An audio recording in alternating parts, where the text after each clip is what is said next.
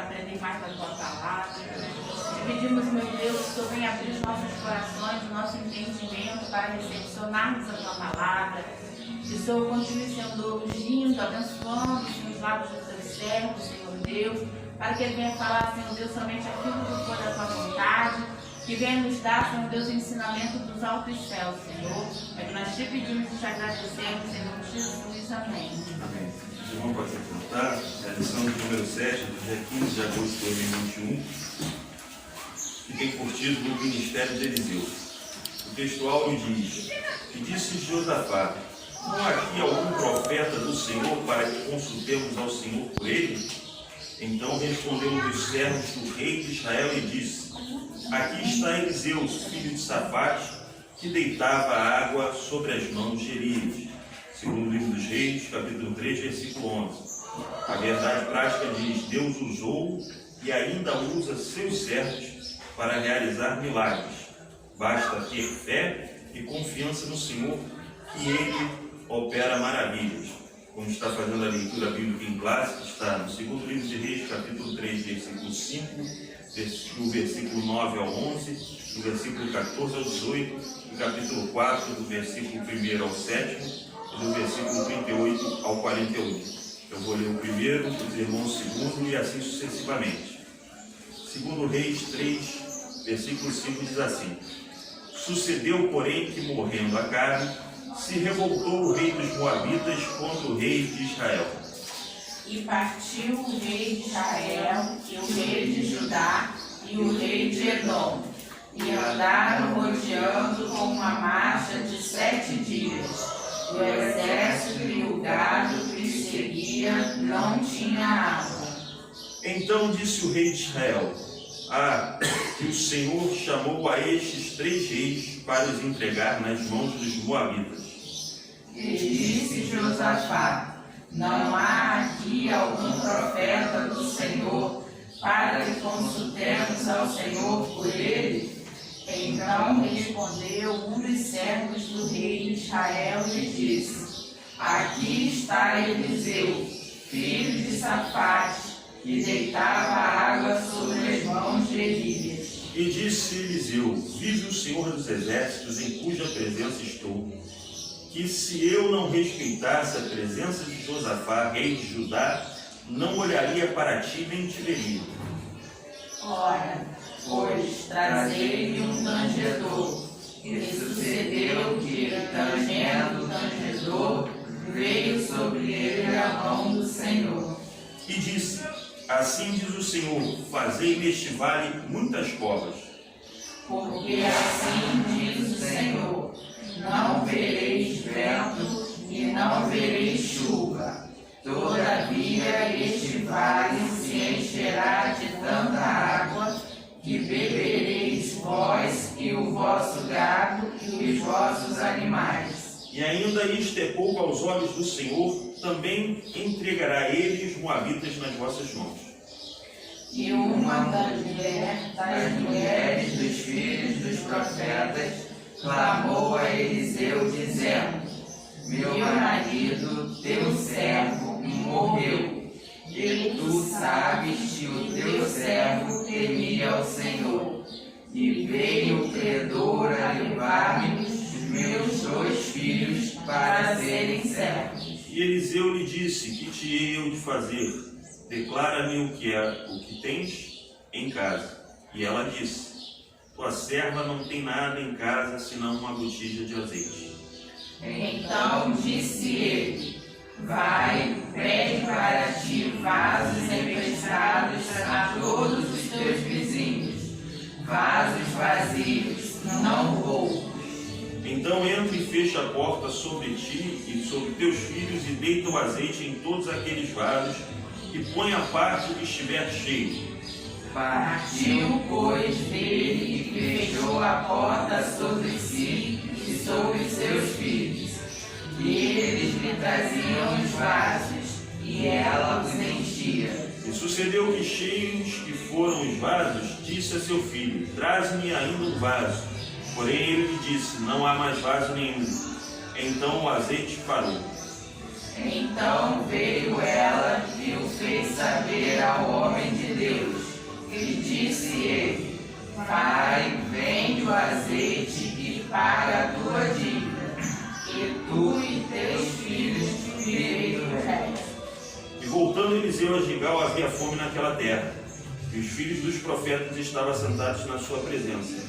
E disse ao seu moço: Põe a panela grande ao lume e faze um caldo de ervas para os filhos dos profetas.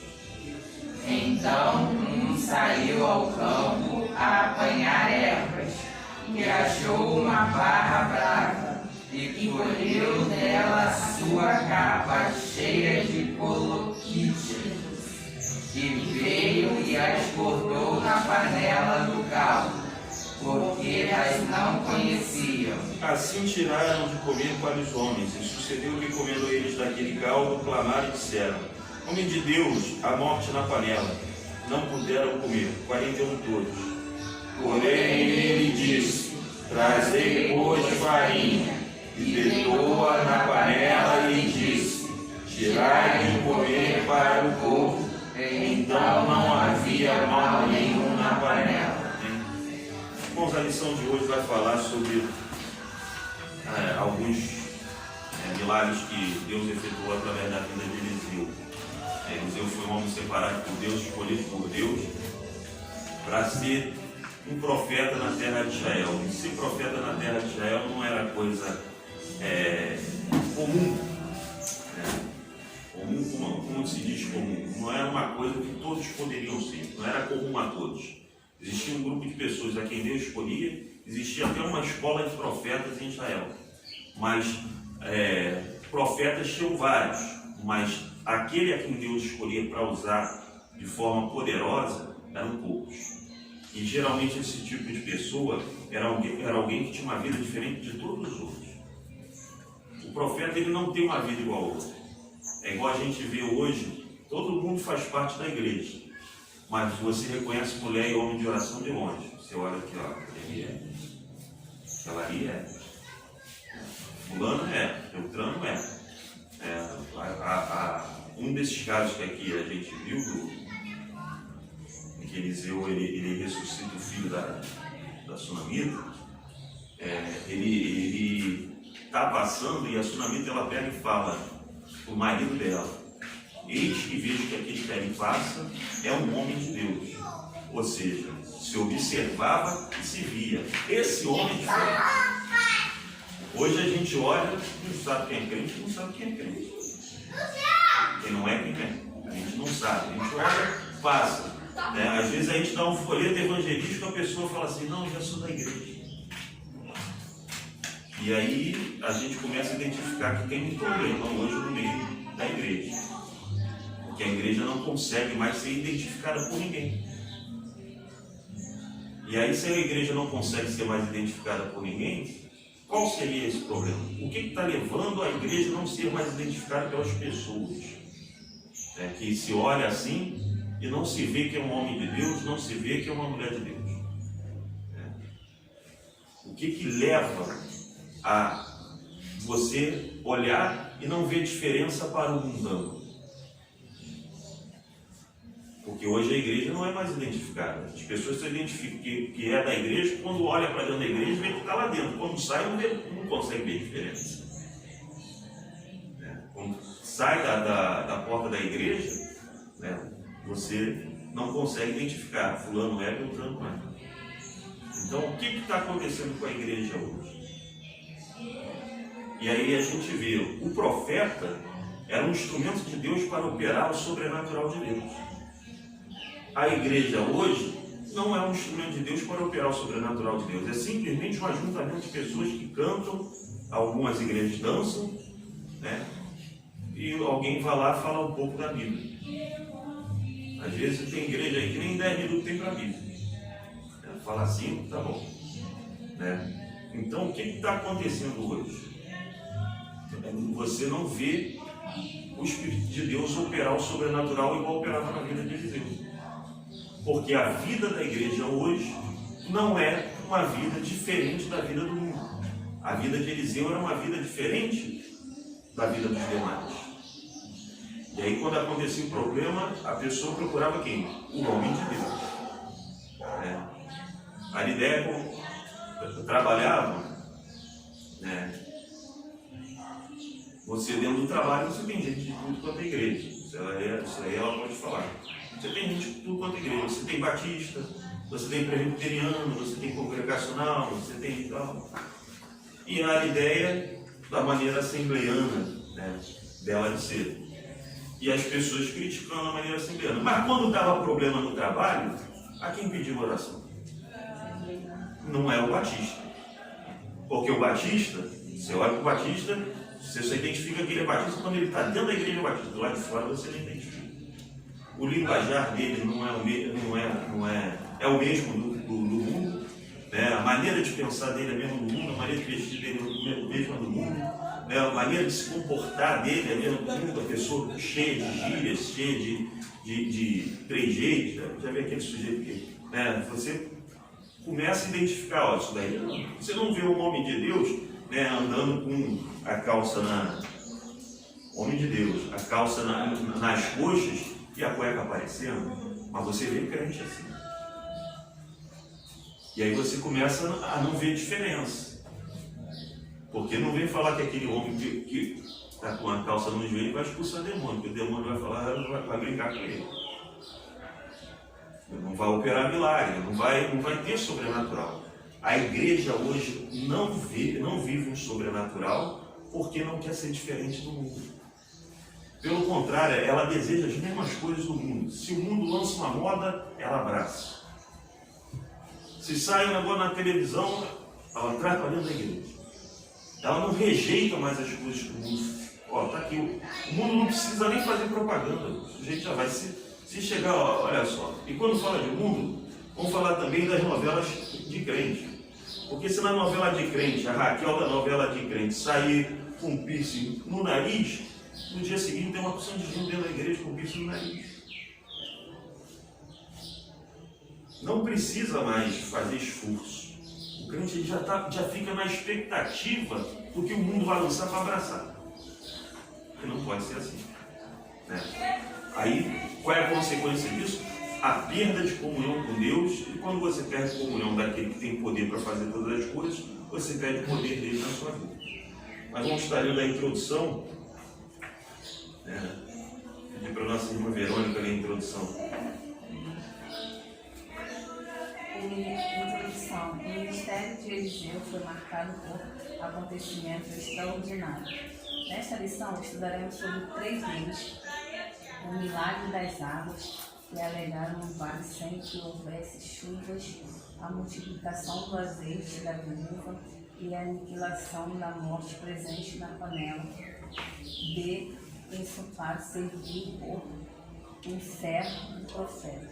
Nos 3 eventos estão evidentes a fé, a obediência e a poderosa unção de Deus sobre o profeta Eliseu. Eu até mencionei que o milagre da Sunamita estava aqui, na verdade está dentro dos mesmos capítulos, mas não está dentro da revista. Tá? Mas está aí três evidências do poder de Deus. Aliás, Eliseu foi usado por Deus até depois de morto. Quando jogaram o defunto em cima do cadáver dele, o defunto ressuscitou. Para ver o quanto Deus usava ele. E aí a gente pode até extrair um ensinamento disso para a gente. A pessoa pode estar morta dentro da igreja e Deus pode usar da mesma forma. Deus usar alguém não é sinal da pessoa estar avivada, estar em comunhão com Deus. Não é sinal disso. Tá? Judas expulsava demônio e curava enfermo. Tá? Mas são coisas esporádicas que acontecem na vida de quem não tem aquela comunhão com Deus frequente. Não tem aquela renúncia, não tem aquela busca. Então são coisas esporádicas, mas acontece. Sansão era o sujeito mais desregrado que existia ali no tempo dos juízes. E o que aconteceu? Deus usava ele o tempo todo. Até o momento que ele não percebeu que o Espírito de Deus não era mais com ele. E a gente não percebe Deus já não está com a gente há muito tempo e a gente não percebe. Isso acontece com todo e qualquer ser humano. Pode acontecer comigo, pode acontecer com os irmãos. E Sansão saiu para pelejar com os filisteus achando que tinha ainda a comunhão e a mesma força. Depois cortaram até o cabelo dele. Ele já tinha infringido todos os votos nazireados. O último que ele infringiu foi no cabelo. Aí ele achou que ainda tivesse a força. Chegou lá, os filisteus o prenderam. Porque Deus, ele usa a pessoa que não tem comunhão com ele esporadicamente. Não é uma frequência igual é na vida de Eliseu. Eliseu foi usado frequentemente. Tem o machado que flutua, tem o filho da Sunamita, tem essa morte tem a ressurreição desse cadáver que foi jogado em cima do cadáver dele. Então você vê que a comunhão permanente, ela fica evidenciada pelos sinais permanentes na vida do homem de Deus, da mulher de Deus. E se a gente oscilar, essa comunhão também oscila. Deus usa uma hora ou outra, mas não vai ser sempre, porque a gente fica oscilando. E a igreja, como hoje, ela oscila mais para baixo do que para cima, os sinais estão sumindo. Quando os sinais somem, eu tenho que preencher a igreja com outras coisas. Eu tenho que colocar na igreja outras coisas. Se o sinal sumiu da minha igreja, eu tenho que botar uma coreografia para substituir um milagre, eu tenho que botar fumaça, eu tenho que botar luz, pintar a igreja de preto. Por quê? Porque não tem mais a comunhão. Porque se eu tiver a comunhão, os apóstolos não precisavam disso. E quem tem comunhão não precisa nem a gente usa, a igreja, peça de teatro para fazer evangelismo. Os apóstolos não precisavam de fazer teatro. Existia na época dos apóstolos. Isso vem da cultura grega, egípcia, romana, uma mescla. Então, eles tinham isso tudo. Por que eles não usavam? Porque não precisa, quem tem poder de Deus não precisa se utilizar de técnica secular. Não precisa. Você acha que se um aleijado levantar, vai precisar de peça de teatro para evangelizar? Não vai, todo mundo vai se achegar. Quais são os cultos que mais enchem dentro de igreja? Não é culto de campanha, do milagre? Se botar uma faixa, milagre da sexta-feira. A igreja só vai encher na sexta-feira. No domingo vai estar vazia, no estudo vai estar vazia, na terça-feira vai estar vazia, mas na sexta-feira vai lotar. Porque não tem evangelismo maior do que milagre. Por que as pessoas seguiram Jesus? Por causa dos milagres. Não era por causa do discurso dele, porque o discurso dele é duro. Tanto que lá em João, eles foram voltando, voltar. Ficaram só Quando ele falou mais um pouquinho, o crente ele não quer se aprofundar muito nos ensinamentos, porque ele é apertado quando o estudo da palavra se aprofunda. Ele é apertado, ele é conflitado. Você ouvir de Jesus, você só veio aqui para comer. Porque eu posso fazer o milagre. Você imagina numa campanha, todo mundo lotado foi buscando cura. Aí você chegar no microfone e falar, vocês só estão aqui porque vocês são interesseiros, vieram buscar cura. O que vai acontecer? Vai esvaziar. E foi o que aconteceu quando Jesus falou isso. Vocês só estão aqui por causa do pão, por causa da comida, por questão dele. Esvaziam. E você acha que Jesus alivia? Ele olhou para os mais próximos e falou, vocês não querem também não? Então você vê que Jesus não é um sujeito de discurso fácil. Então, atrás do sinal todo mundo vai. Atrás do discurso as pessoas não vão. No outro dia eu estava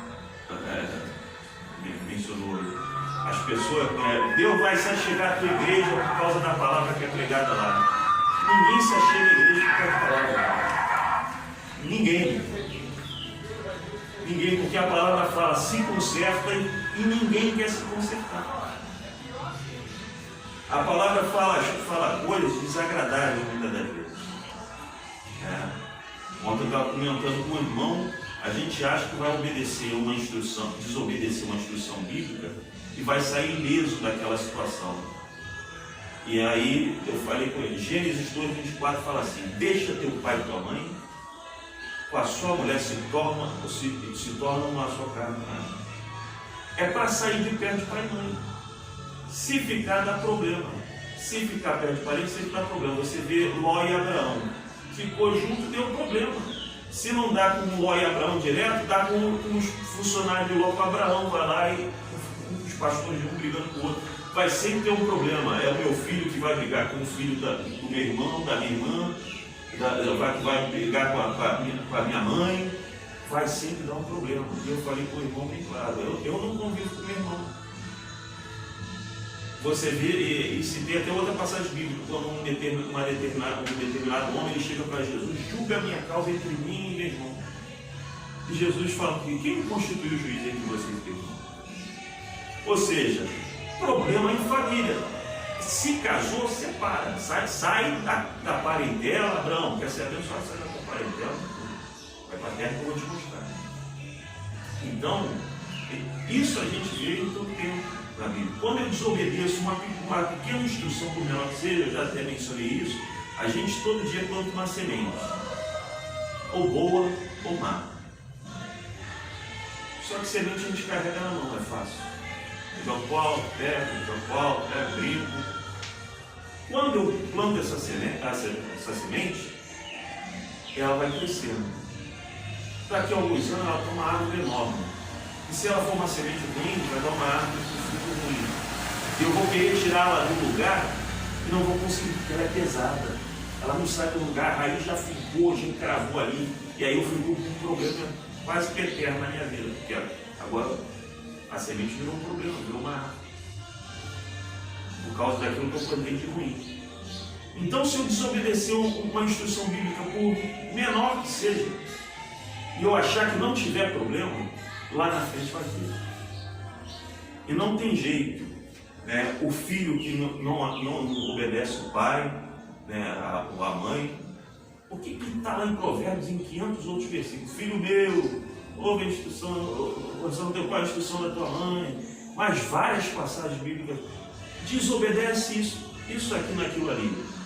Pode não estar dando nada agora, é filho, né? Vai virar pai e mãe. Aguarda o teu filho chegar que tu vai ver. Vai pagar preço feio.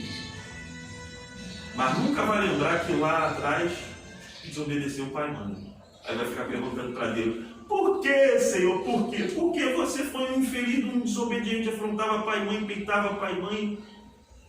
Foi por causa disso, por isso que você agora sofre isso. Você não lembra não do que você fez? Pastor, deixa eu fazer uma pergunta. Mas se fosse na época da ignorância, por exemplo, na época, se eu desobedeci pai e mãe, na época eu não era cristão.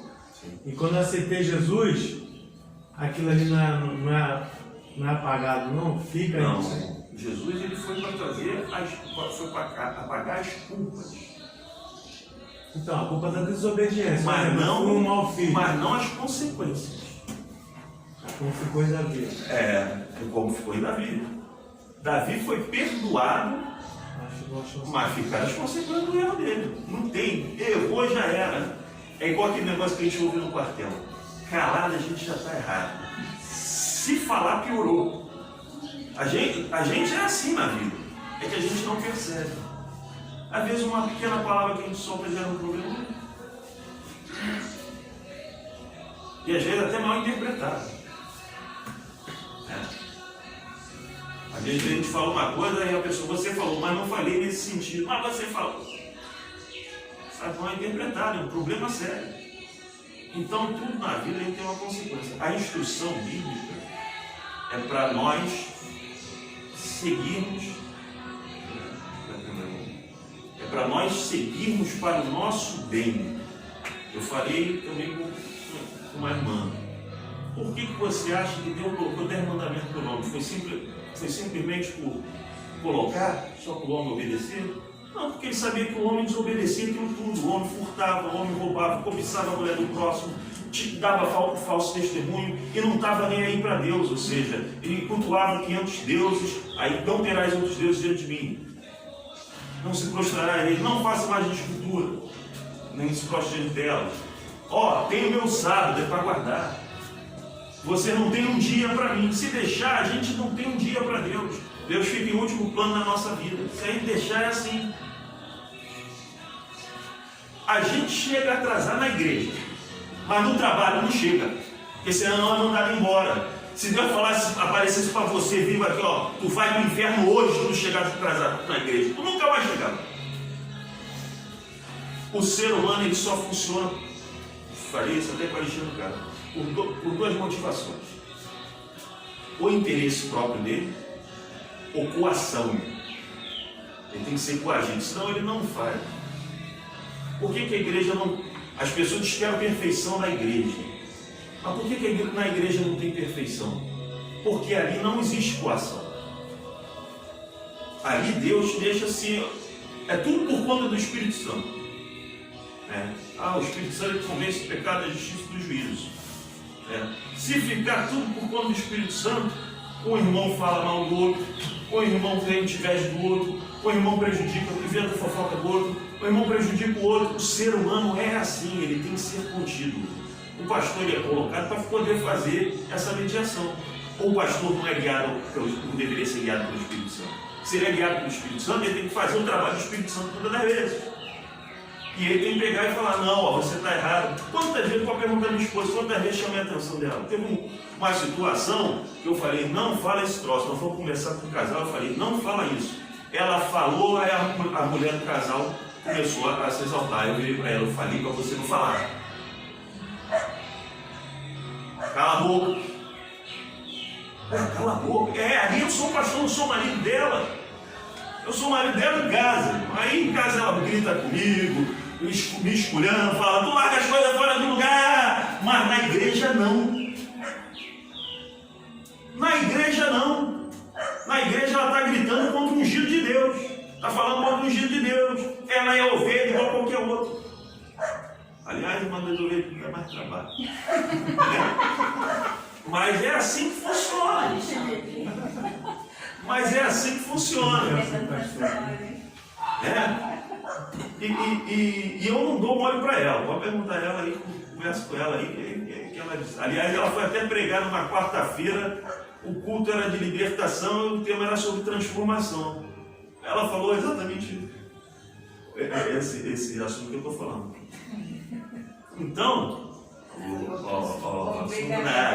não obedeceu a unção, né? Falou que uma vez se lutou contra mim e o Espírito Santo te incomodou. Mas isso daí é outra história. Mas, sim, não foi história, mesmo assunto. Então, é assim que funciona. A gente fugiu um pouco aqui até o tempo, porque isso serve para a nossa edificação, né? E às vezes a revista vem com os temas que para que eu encerro isso aqui, né? Mas a gente acabou saindo um pouco. Mas vamos voltar, Thalita, lê para a gente aí o tópico 1, pode ler os 3 subtópicos. Eliseu salva 3 reis de seus exércitos. 1. Reis bons e maus. No período do reino dividido, houve alternância de reis bons e maus. Esta distinção entre bons e maus não me leva em conta apenas o modo como esses reis administravam o reino ou lideravam o povo, mas a forma como eles se relacionavam com Deus. Portanto, ao se referir a um determinado rei como mau, o autor do livro de Reis está dizendo que esse monarca, além de desobedecer e desprezar a Deus em seu culto, promovia a adoração de ídolos. Subtópico 2. 3 reis vão à guerra contra os moabitas. Jorão, rei de Israel, que como seu pai Acabe fora reprovado pelo Senhor. Josafá, rei de Judá, considerado um excelente monarca em razão de promover a adoração ao verdadeiro Deus. E o rei de Edom, que era vassalo de Judá. O que motivou a guerra foi a rebelião dos moabitas, que, à época, pagavam pesados impostos ao rei de Israel. Subtópico 3. A predição de Eliseu se cumpriu. Em respeito a Josafé, Eliseu, cheio do poder de Deus, previu que águas em abundância alagariam milagrosamente toda aquela região, sem ação dos ventos e sem chuva. Sem ação dos ventos e sem chuva. O Senhor não apenas realizaria este milagre, mas também lhes entregaria a vitória sobre os moabitas.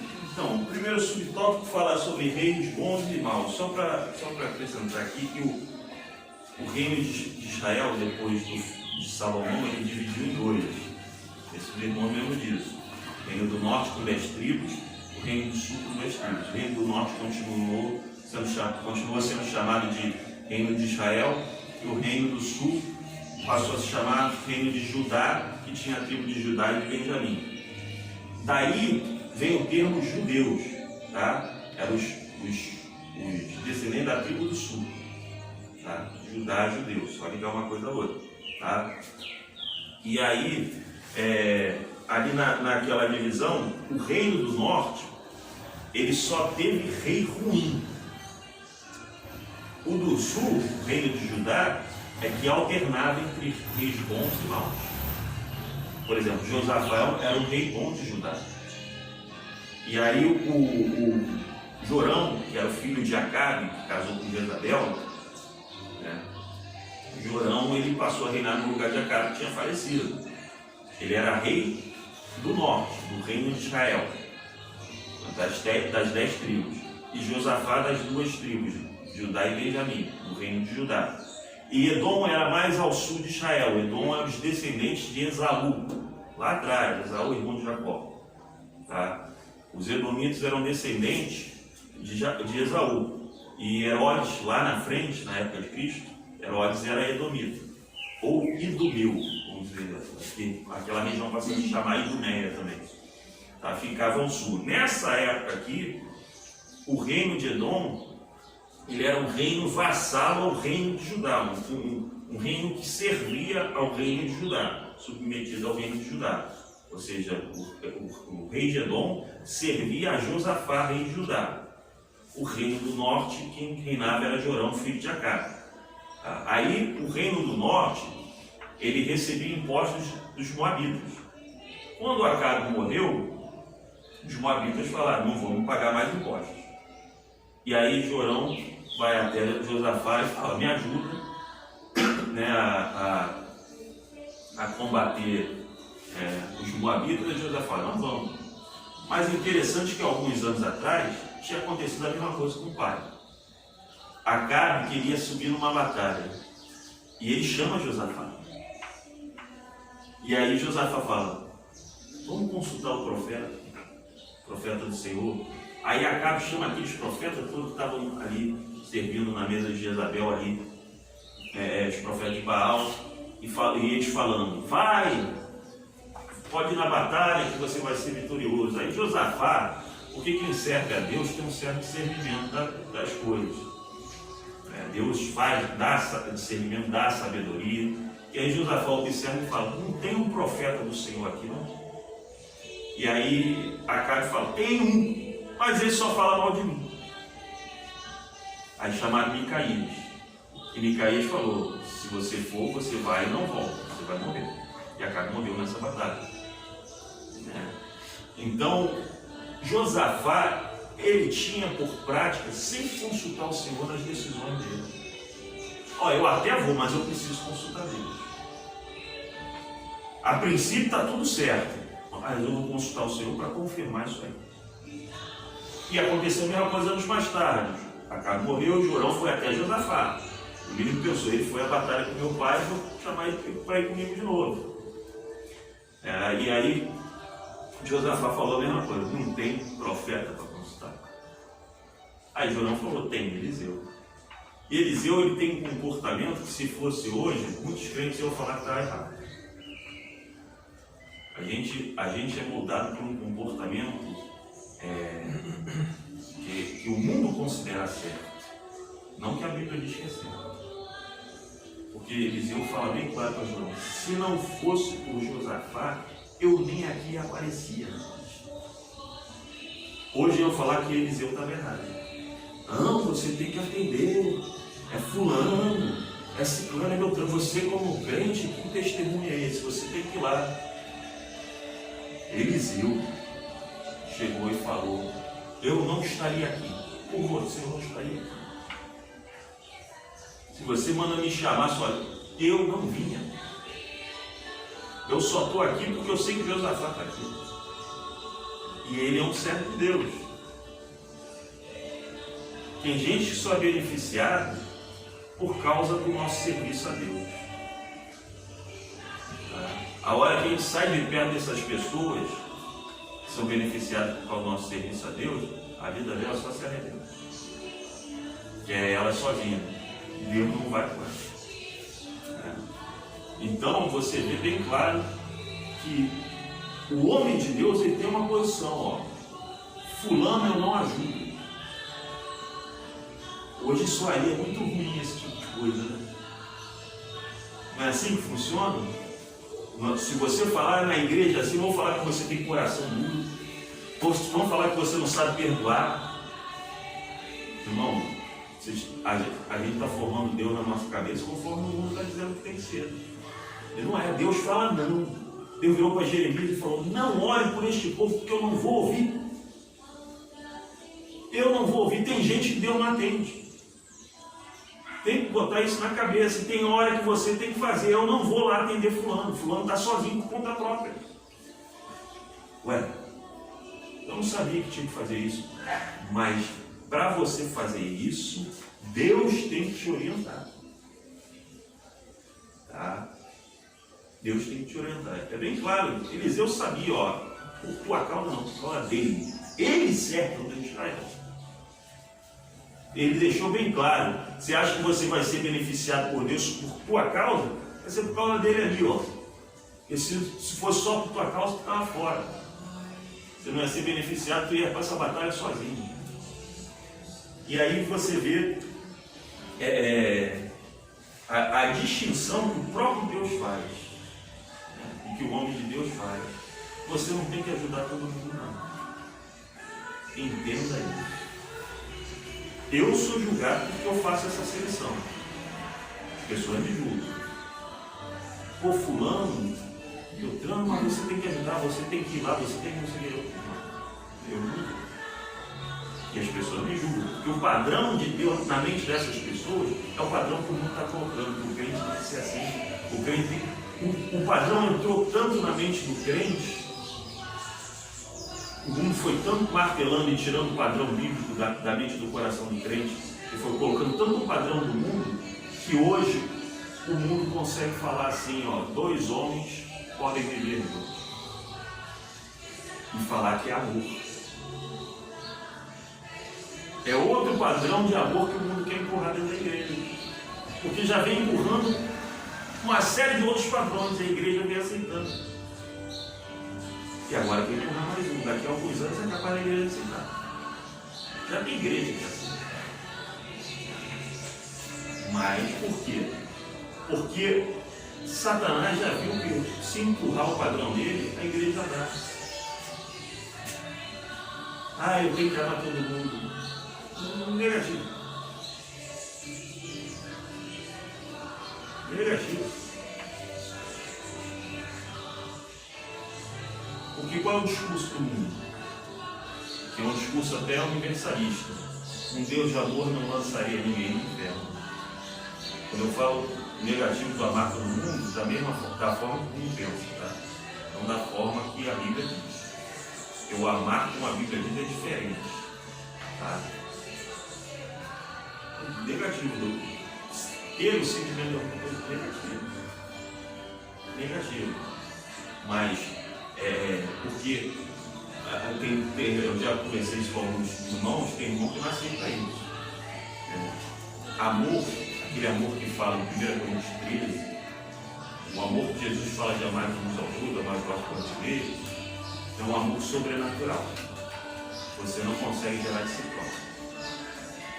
E ele é muito mais atitude do que sentimento, ele não é sentimento. Deus não tem apreço nenhum por mim ou por você por causa dos nossos pecados.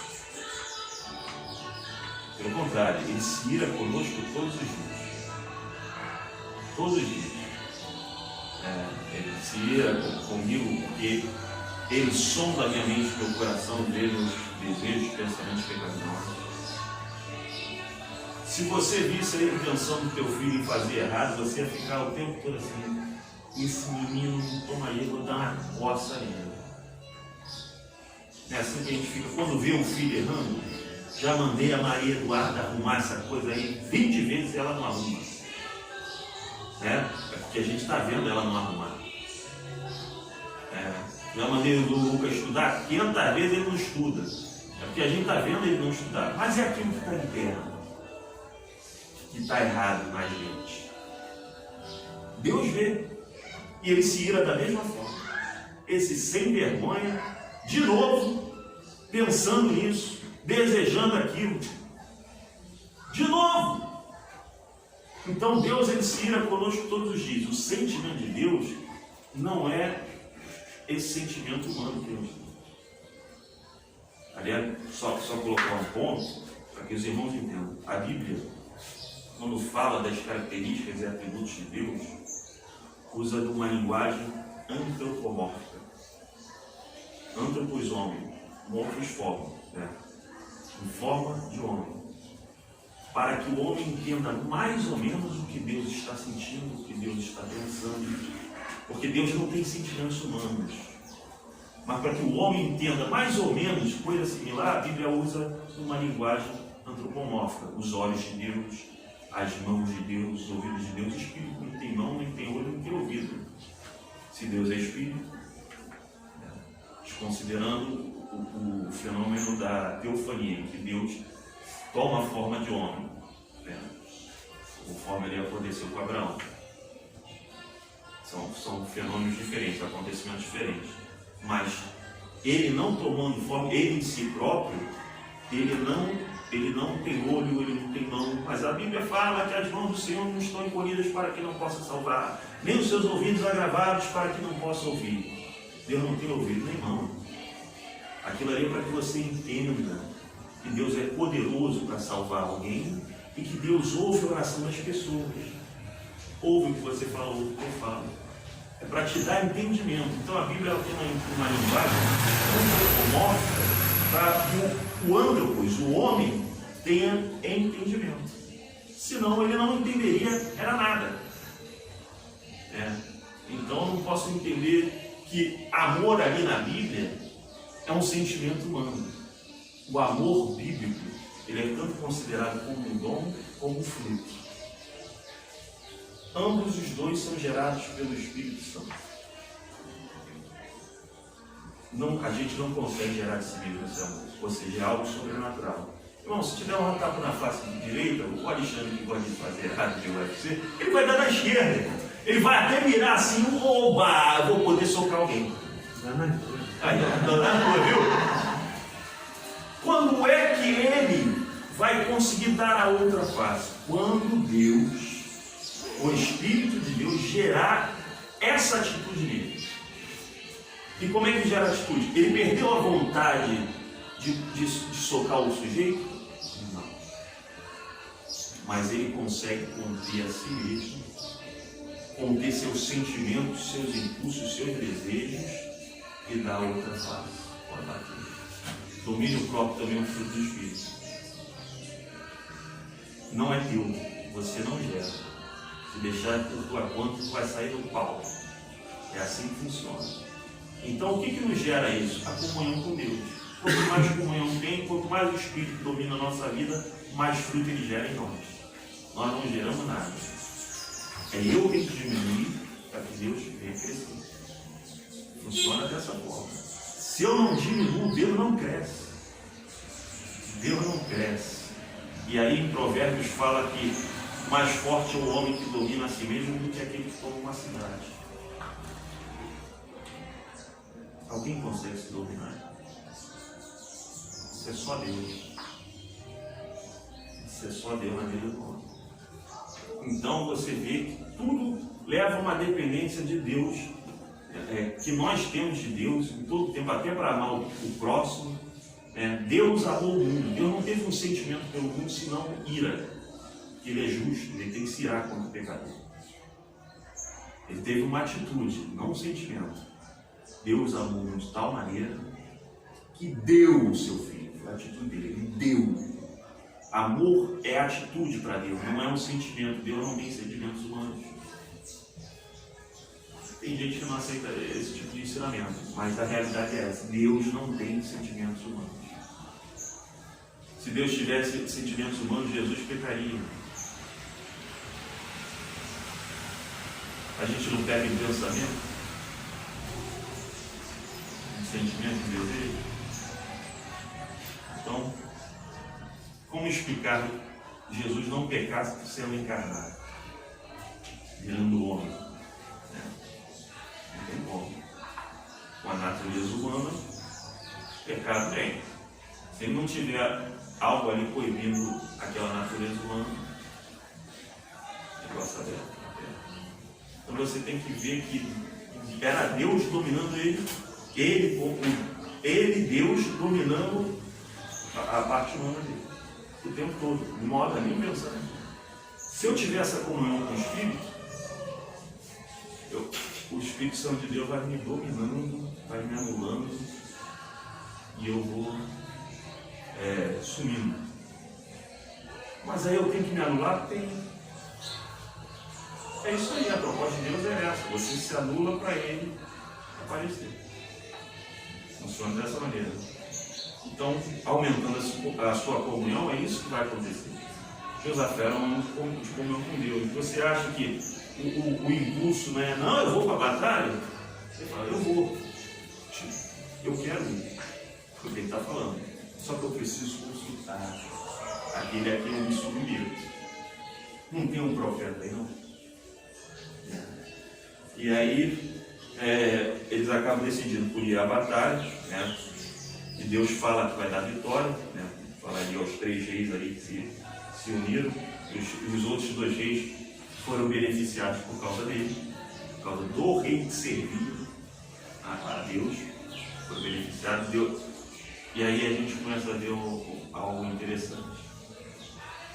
Eliseu, ele podia simplesmente ter profetizado, ter falado. Ele fala assim, me traz um músico, ali no mais parecido com o original, um tangedor, um tocador, traz um tocador.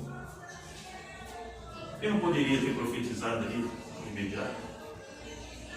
Poderia, mas ele chamou o músico, e o músico tocando, o Espírito de Deus veio sobre Eliseu. E ali ele começou a profetizar. Tem gente que acha que não precisa de luz também. Tem gente que acha que não precisa. Não precisa. É um ministério de excelência. Davi, um homem segundo o coração de Deus, né? Davi, não é que o homem entende o texto bíblico, escolherei um homem segundo o meu coração, não é isso? Era músico.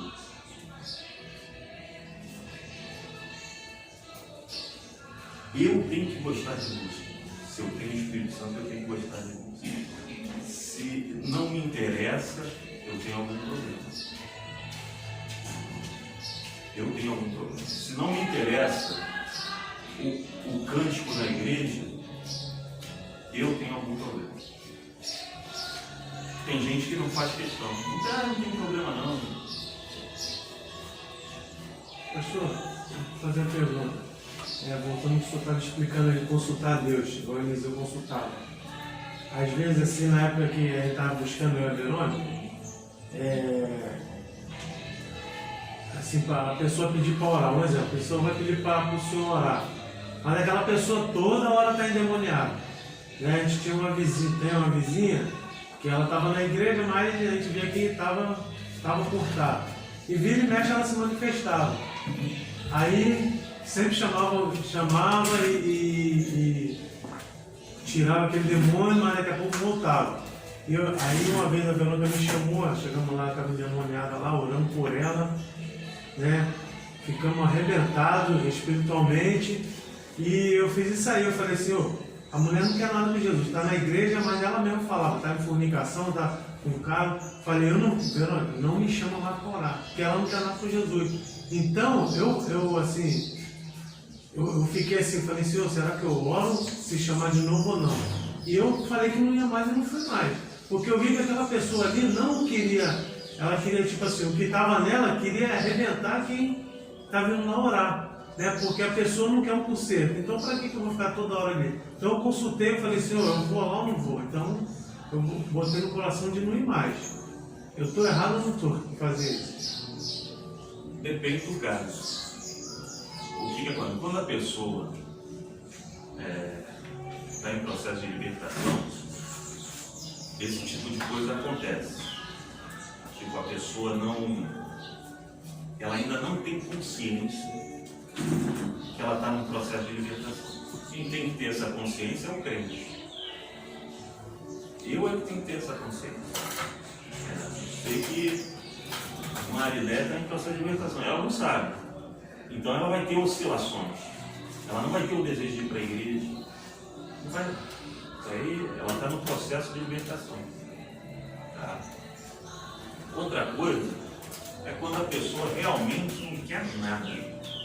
Eu tenho 500 outras pessoas para tratar. Por que eu vou ficar insistindo com uma? Jesus ele falou, sai de 2 em 2. A casa que te receber, ele fica lá. Se não te ouvirem, sacode a sandália do pé e fala, vai chegar no reino do céu e não volta mais lá. Você não tem que voltar mais lá. Se não quer ouvir, não volte mais. Tá certo que ali o contexto era visitando crentes, vamos dizer assim, as ovelhas perdidas da casa de Israel. Todo mundo já conhecia sobre a lei de Deus. Todo sábado estava lá aprendendo na sinagoga. Esse é o contexto ali. Então o sujeito já é crente. Há 500 anos lá, está lá, tu vai falando, não quer ouvir, sacode a sandália do pé e vai embora. Já é crente. Já devia saber o que tinha que fazer, você já falou 20 vezes. Sacode e vai embora. Então existe um momento que você tem que deixar a pessoa sozinha. Agora, a pessoa mundana é diferente. Ela não tem consciência. Ela não tem consciência de libertação. Ninguém aqui tem consciência de certas coisas. Eu fico olhando assim, o pastor é o sujeito mais infeliz da maneira natural de se olhar as coisas. Por quê? Ele consegue ver o problema de todo mundo e o dele. Ele consegue, fulano tem esse problema, tanto esse, não sei o que for. Se ele fosse tratar assim, fulano não quer se consertar, ele ia esvaziar a igreja. Ele ia esvaziar a igreja. Então, tem que pedir discernimento a Deus para saber a hora que tem que fazer isso e a hora que não tem.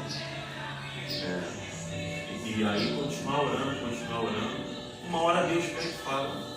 Por exemplo, eu tive uma irmã na igreja que Deus colocou ela para eu cuidar. Aí todo mundo falava assim, larga essa mulher é assim assada, você vai estar perdendo tempo. O pastor falava, Ariana cansou de falar comigo. A Ariana falava, mãe, pelo amor de Deus, a senhora está se desgastando. Eu escutava, era recriminada, mas eu continuava ajudando aquela pessoa. Por quê? Eu carreguei ela nas costas espiritualmente durante alguns anos. Porque Deus mandou que eu cuidasse. O dia em que Deus pegou e falou assim, agora chega, não mais adiante, parece assim que tiraram um peso das minhas costas. Porque as pessoas falavam, recriminavam. Eu sabia que as pessoas estavam certas, mas como eu, no meu pensamento natural, eu não ajudaria, ela não seria nem minha amiga, não faria parte da minha vida. Né? Se não fosse por Deus ter me colocado ela nas mãos para que eu tratasse. E eu fiz, e eu vi que muita coisa ela aprendeu, ela reproduziu durante um tempo que ela havia aprendido, só que depois ela não quis mais. Entendeu?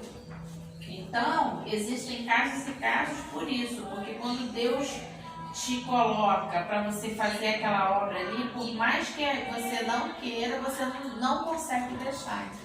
Você acaba tendo que fazer. Então Deus ele vai dar uma resposta uma hora, ele pega e fala, não continua, não pega, larga de mão. E só para complementar, para entender, eu também não queria. O que eu ouvia dela, eu não ouço dos meus filhos. Porque eu já tinha dado um chega pra lá.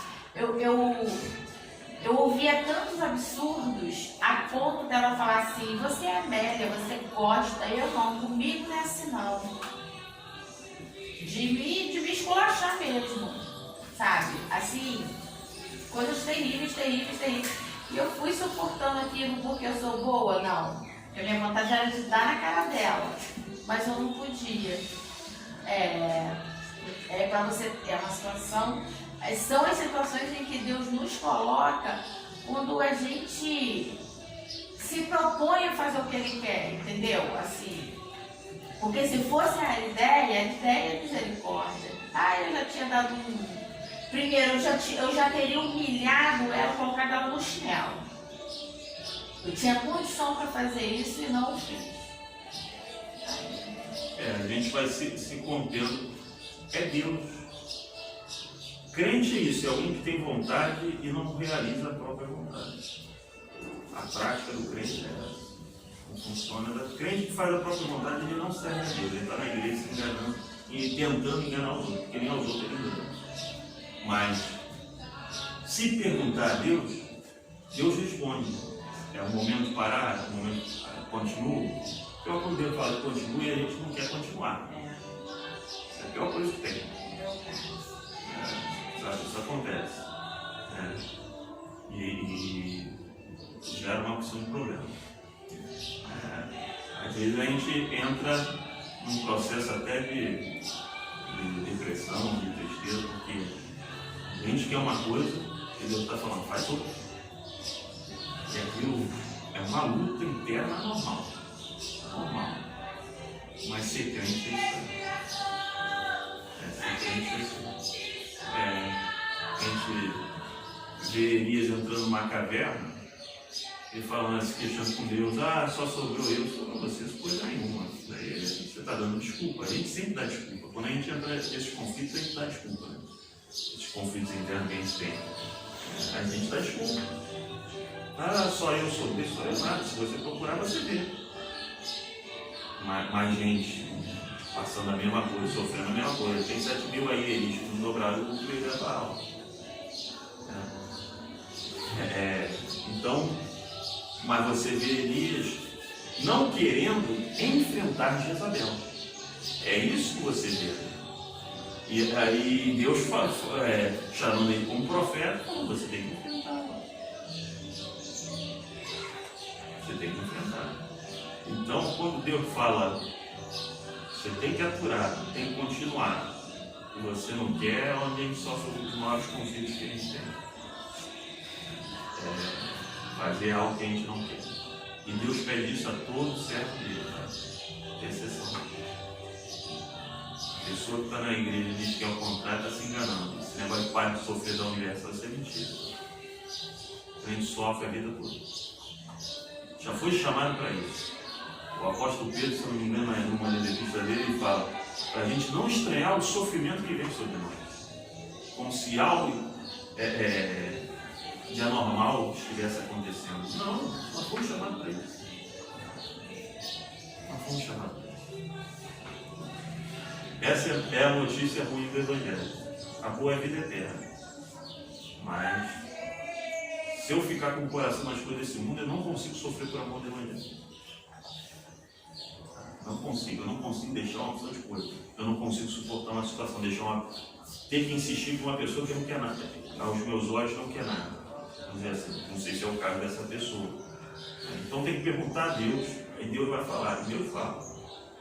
Você vê aqui, e aí, entrando no terceiro subtópico, que fala que a predição de Eliseu se cumpriu, e aí a gente vai entrar um ponto que tem sido recorrente aqui, que a gente tem até falado com certa frequência. A gente consulta a Deus, mas a gente também tem que discernir o profeta. Igual Josafá, na época de Acabe, ele falou, não tem nenhum profeta do Senhor aqui. A opção de gente tinha profetizado, mas eu sei que Deus ainda não falou. Eu sei que Deus ainda não falou. A verdade é essa. Eu ouço uma opção de profecia. Eu ouço. mas eu sei que Deus ainda não falou o que é necessário para a situação. Aí as pessoas que ouvem as profecias também falam, viu? Isso, aquilo. Eu já tive um problema. Uma pessoa está falando comigo uma coisa o tempo todo, como se fosse Deus falando com ela. Ó, Deus, esse negócio assim, assim, assado. Assim, assado. Aí vem um pastor numa pregação e fala tudo o contrário que aquela pessoa estava falando. E aquela pessoa estava no dia da pregação. Aquela pessoa ficou tão confundida por causa da pregação, ele não foi só a pregação, ele virou para mim e falou, entregou coisa que só Deus sabia. Então, todo ao contrário do que a mulher falava para mim.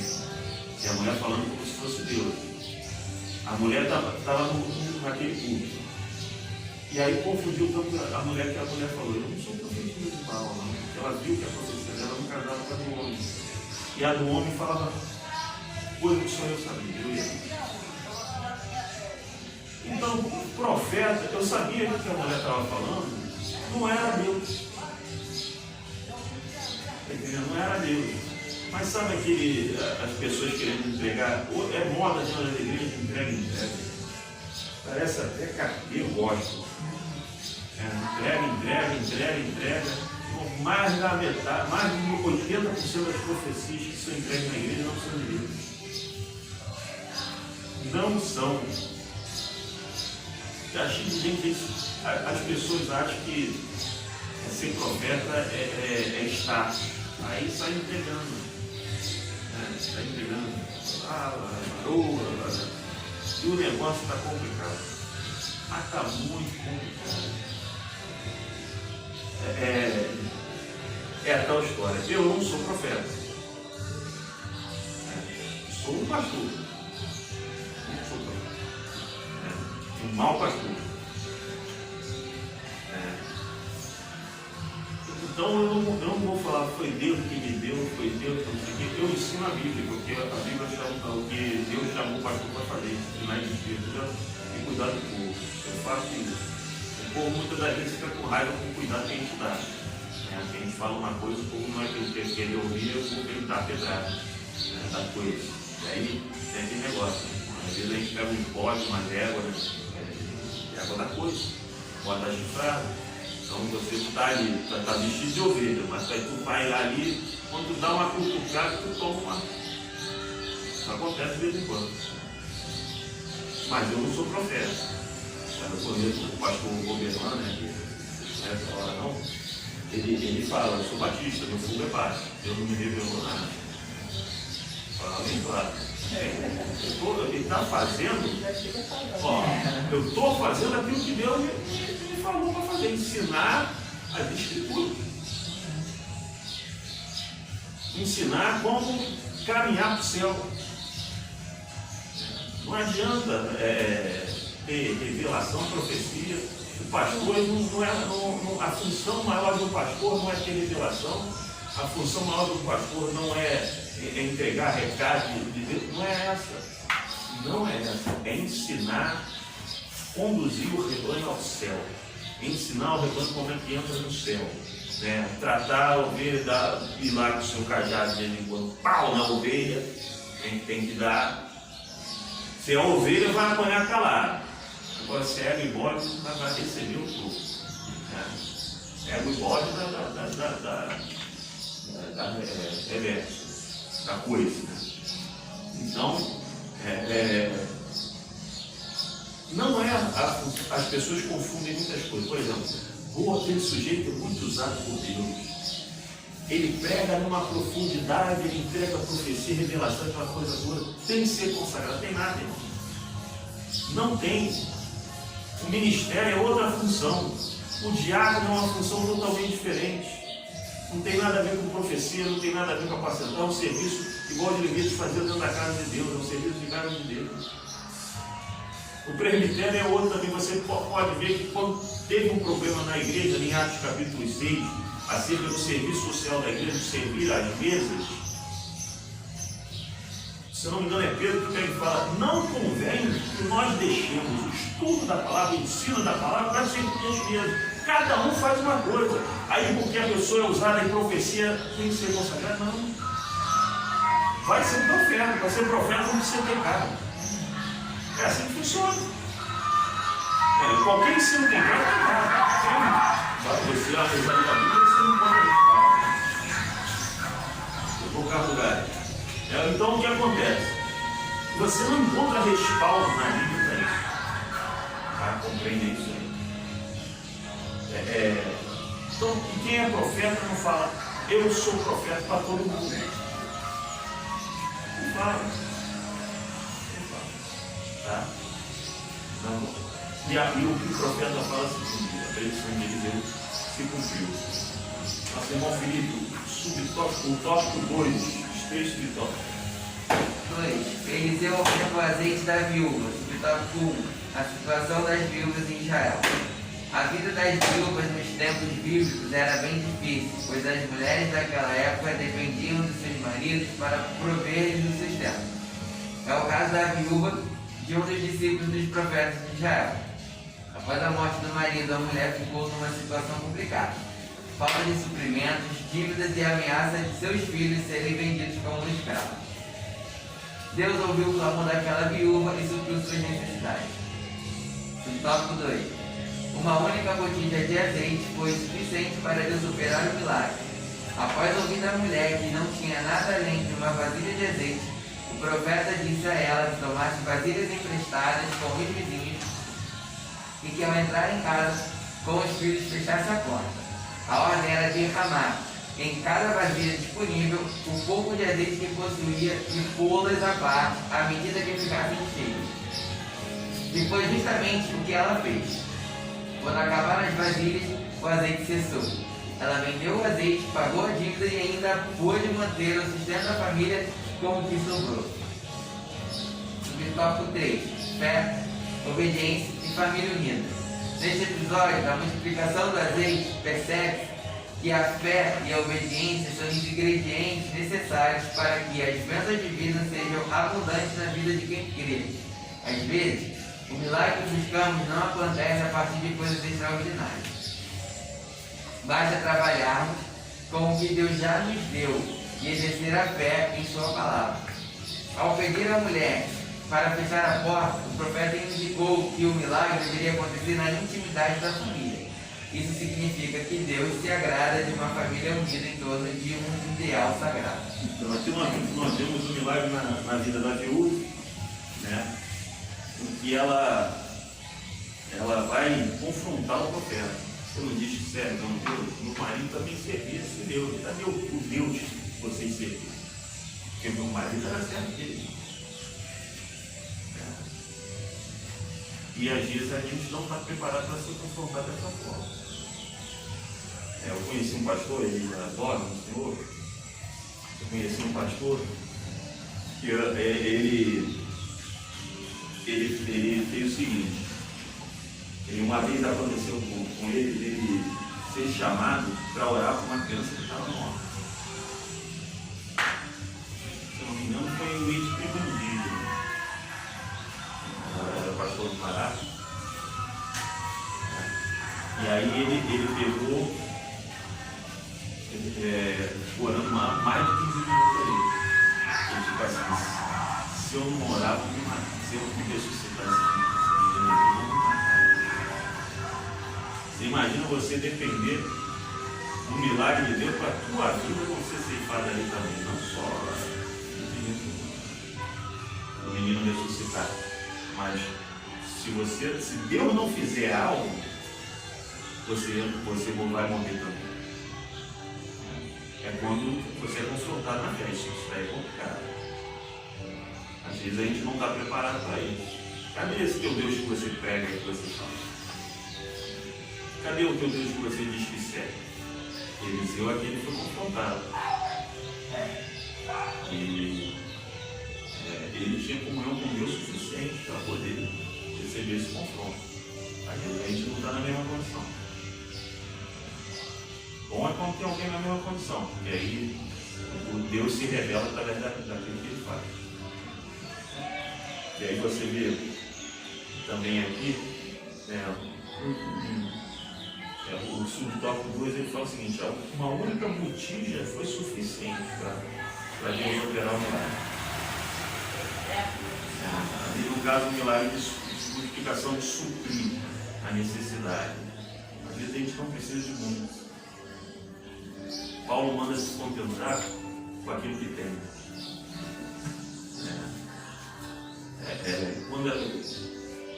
Só para não misturar. Se contentar com aquilo que tem, não quer dizer que você não possa almejar certas coisas. Tá? São duas coisas diferentes. Eu me contento com aquilo que tem, mas eu queria ter isso para fazer aquilo, queria ter isso para fazer aquilo, ou aquela outra coisa. Mas se eu não tenho, tá bom. Agora tem aquele sujeito que tem comichão, né? Ele está sempre de perto. Ele sempre quer mais. Sempre quer mais. Sempre deseja mais. Sempre quer alcançar mais. Porque ele parece que tem um problema. Se a Marideia tem, e eu vejo que ela tem, também quero ter. Tem aquele sujeito que trabalha de perder os dentes para poder ter as coisas. Perde família, perde tudo, tá? Ele quer alcançar aquilo negócio. Ele nunca está contente com si mesmo. Ele é um eterno insatisfeito. E essa pessoa, ela tem um problema. Ela não pode achar que isso é normal. Eu estou satisfeito com aquilo que eu tenho. Eu queria mais alguma coisa? Queria para poder fazer algumas coisas, principalmente com relação à obra de Deus. Mas eu sou satisfeito com aquilo que eu tenho. Mas tem gente que não pensa dessa maneira. Houve uma época da minha vida que eu tinha um salário muito baixo. E eu pensava, eu falava com Deus, eu queria ganhar um pouco mais para poder dar uma condição à minha família que eu tive quando criança e a minha família nunca teve. Deus proporcionou isso. E também para poder ofertar na obra, poder ter mais a obra. Eu sou instrumentista. Eu via, às vezes, o instrumento, queria comprar instrumentos, por causa da obra precisava de um instrumento, eu vi o sofrimento também, sempre busco precisando disso, precisando daquilo. Eu queria ter para poder ajudar naquilo ali, mas eu não tinha. Então, mas eu me contentava com aquilo. Eu era satisfeito porque eu tinha Deus o suficiente, o Senhor, o meu tesouro, assim que a Bíblia fala. Onde está teu tesouro também está o teu coração, e aí a gente tem que controlar o coração para que nosso coração se prender a certas coisas. Eu me contentava com aquilo. Você não precisa de muito. Eu também não preciso de muito. Paulo fala, se contenta com poucas coisas. Então, pouca coisa é suficiente para suprir a necessidade, que é um milagre de necessidade. Deus não precisa dar aquilo que às vezes a gente está almejando. Deus ele dá algo até menor, mas é um milagre. Mas ele dá, eu preciso me contentar com aquilo. E é o suficiente, foi suficiente para aquela mulher suprir a necessidade da família dela, vender, e se sustentar daquilo. E no terceiro tópico, fala de fé, obediência à família. Ele fala que o profeta indicou que o milagre deveria acontecer na intimidade da família. Fala que a mulher fechou a porta e aí foi enchendo os espíritos ali a botija. E tem coisa que realmente não é para os outros ficar sabendo. Tem coisa na nossa vida que não é para os outros ficar sabendo, não. Às vezes Deus vai fazer um milagre que nem a pessoa até vai julgar aquilo que Deus está fazendo na sua vida. Fecha a porta. Deus sabe como trabalhar dentro da casa da gente. Ninguém precisa saber. Ninguém de fora precisa saber. Então, mas às vezes a nossa necessidade de falar é tão grande, como diz o meu cunhado, o pastor Esteu, ele fala que o sujeito tem logorreia, fala devagadamente, Aí fala com a vizinha daqui, fala com a vizinha de lá, fala com o vizinho daqui, com o vizinho de lá, fala com o colega do trabalho. Todo mundo sabe do nosso problema, mas a gente não vai em oração colocar o problema. Quando vai ficar lá 2 minutos, mas quando fica falando com um colega de trabalho ou com o vizinho do problema que tem, fica lá 30 minutos, 1 hora conversando, mas na oração lá 2 minutos. Senhor, estou com esse problema, o senhor sabe e resolve. Tem gente que comporta dessa maneira, não é dessa maneira. Aquele com quem a gente tem que ficar 30 minutos, 1 hora falando do problema, a gente não fica. E com quem a gente não tem que ficar, a gente tem que entender que o nosso melhor amigo é Cristo.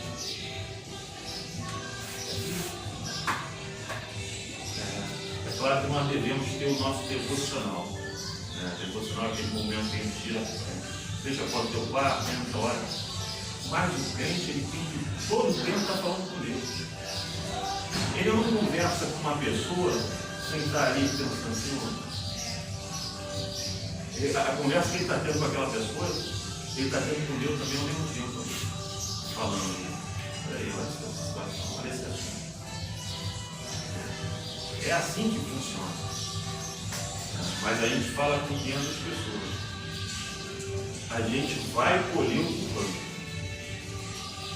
Depois o nosso nome está rodando aí, a gente não sabe por quê. Quem mandou conversar com aquela pessoa? Quem mandou conversar? Eu? O pastor está falando. Eu já fui tudo isso também. O crente tem que ter estágio. O crente tem que ter estágio. Deus vai trabalhando. Aí vai se arrebentando. Como eu digo, eu já fui um crente lésbico, crente muito. Todo mundo tem sua fase. A questão é que não pode morrer nessa fase. Tem que pular de fase, avançar de fase. É igual um jogo de videogame. Tem que passar de fase. A vida é isso aí. Você não pode viver fase de adolescente o restante da vida. Você tem que crescer. A vida cristã é a mesma coisa. Você tem que crescer. Você tem que mudar. Você tem que passar dessa fase. Do crente lésbico, do imaturo, para um crente maduro, de crente carnal para um crente espiritual. Eu tinha um pastor, foi o meu pastor, que ele falava a seguinte coisa: tem 3 tipos de crentes: o carnal, o fraco e o espiritual. Então são estágios. Para sair do carnal para o fraco, é uma luta. E para sair do fraco, do espiritual, é outra luta. São lutas pesadas. Porque o carnal ele não enxerga, ele não vê. Você imagina entrando, você é um médico, entrando numa enfermaria, alguém que não ouve, não escuta, não fala, não vê. Aí você fala com ele, ele não ouve. Você mostra ele, ele não vê. Tudo que ele fala é contra aquilo que você fala. Ele fala o que ele não fala. Tudo que ele pensa é contra aquilo que você fala. E ele não professa, porque é muito, não professa aquilo que tem que professar. Ele tem que falar. A conversação dele é só carnal. A vida dele é só carnal. Aí, ele para sair daquele estágio e entrar no estágio espiritual, ele fala: não, essas coisas todas estão erradas, eu hoje consigo ver, consigo ouvir, mas não consigo falar porque não tenho força. Não consigo praticar porque não tenho força. Ele já sabe disso. Ele já abandonou o raciocínio anterior, que é o raciocínio do crente carnal. Mas ele entrou num estágio novo, uma fase nova, e ele agora tem que lutar para ser espiritual, que é outra dificuldade. Não adianta ver o que está de errado. Você tem que praticar o que está certo. Tem gente que não vê que está errado. Tem gente que não vê que está errado. Tem aquele que vê e não tem força para fazer o certo. Você para sair do estágio do que não ver. O que vê é uma coisa. Passou a ver, aí você começa a ver. Eu ainda tenho muito que lutar para chegar aonde eu tenho que chegar. Para poder conseguir fazer aquilo que é certo, para virar um crente espiritual. Tá? Então são fases e são esforços que nós temos que fazer. E esse esforço eu só tenho condição de fazer porque Cristo está falando. É igual, não adianta eu ver, fulano está errado, mas aí eu faço igual. Você já consegue ver, mas não consegue fazer. Você é um fraco. Você não é um canal. Agora, se você vê um fulano fazendo e diz que ele está certo, você é canal. Você é canal. Então tem três tipos de crente. O carnal, o fraco e o espiritual. O pastor tem que lidar com isso. E se você pegar numa igreja de 300 pessoas mais ou menos, se tiver uns 5 espirituais, hoje o negócio está muito esquisito. Você tem aí uns 285 carnais, uns 5 espirituais e uns 10 fracos. E o fraco é um problema, ele oscila muito. E o carnal está falando para o fraco assim, não precisa disso.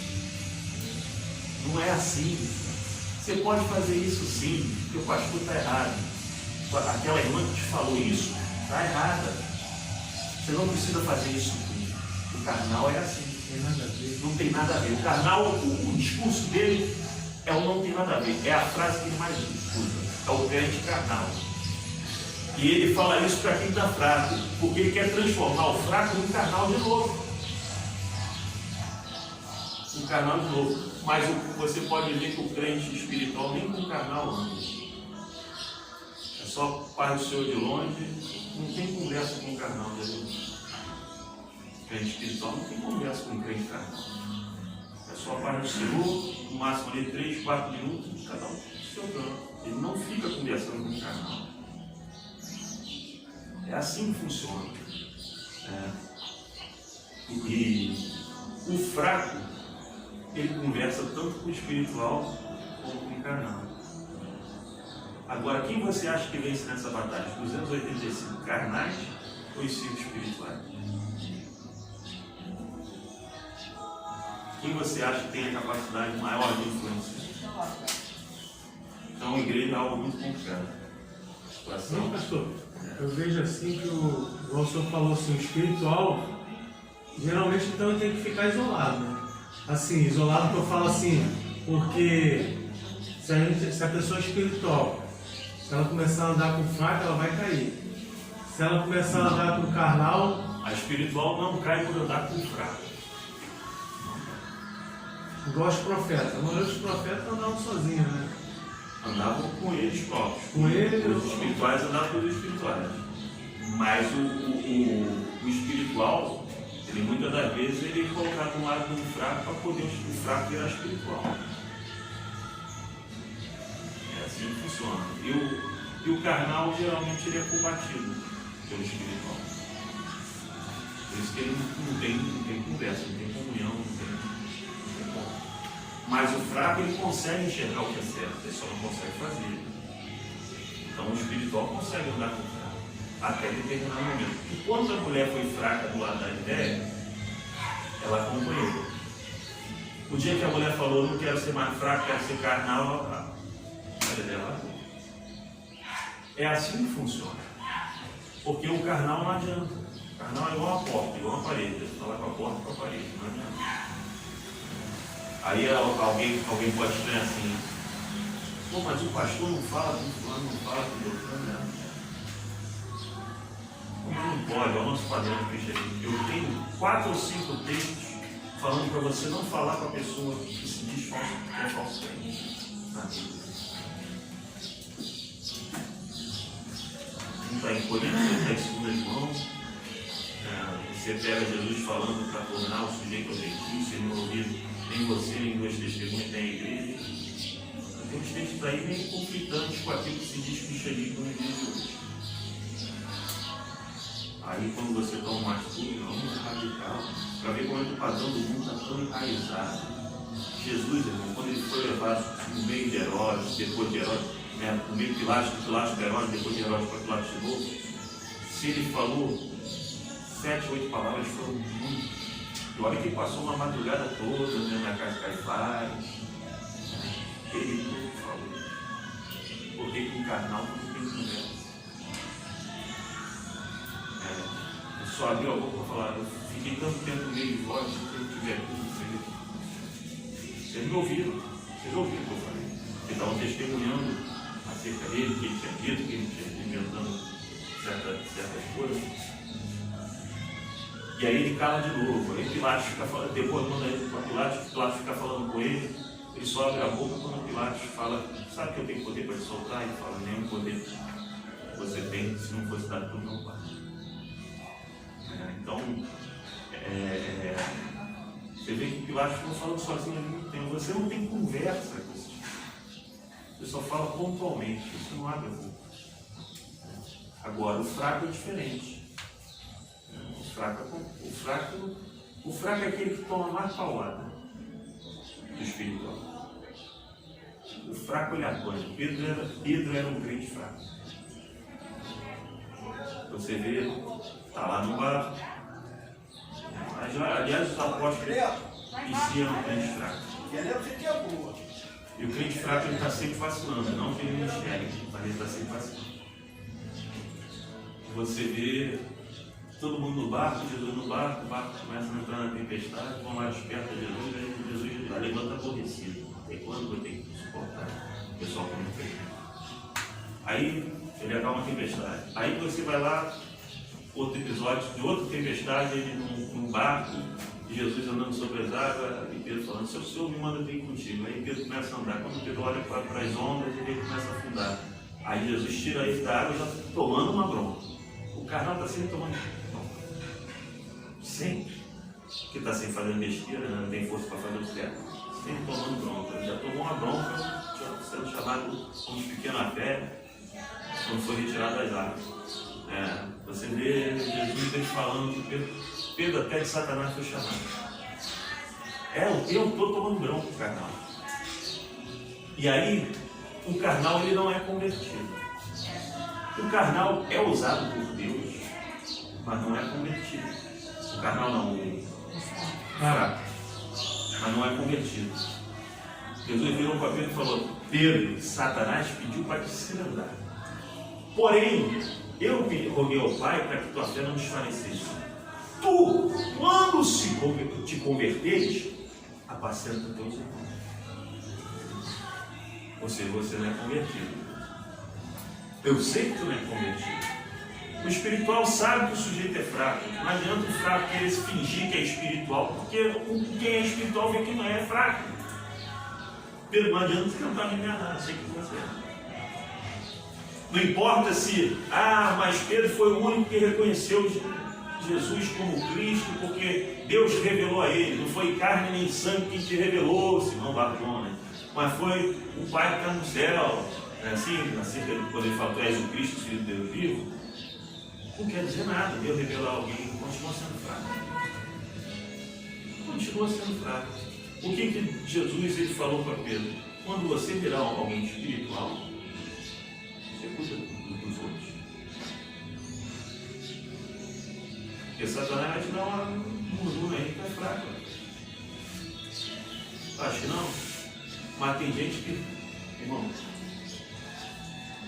não adianta falar que está repreendido em nome de Jesus.